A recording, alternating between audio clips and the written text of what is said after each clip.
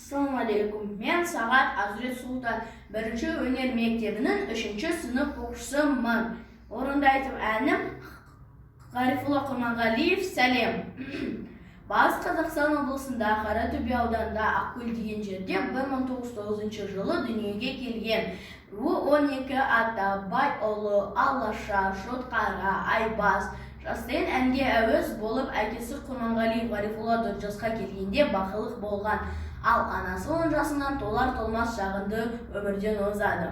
Ғарифолла әкесі мен ағалары Ғубайдулла, Хамидолла деген ағаларының қолында болады. 10 жасынан бастап домбыра тарту үйренеді. Ғаркен, Ақтөбе, Орынбор, Гурьев облысында мұхит әндер насихаттап жүрді. Ол 1928 жылы ауылдың кеңестік хатшысы бригадир колхоз басқармасының төрағасы болып қызмет атқарды. 1934 жылы Орал қаласына өткен халық өнерпаздары слетіне қатысып жүлде орын алды. Астанаға барды. Жеңімпаз атанып Қазылар алқасымен шешімімен музыка театрының әртісін болып қалдырылады. Ол оған 1939 жылы республикаға еңбек сіңген әртісі. 1954 жылы халықаралық әртісі атағы беріледі.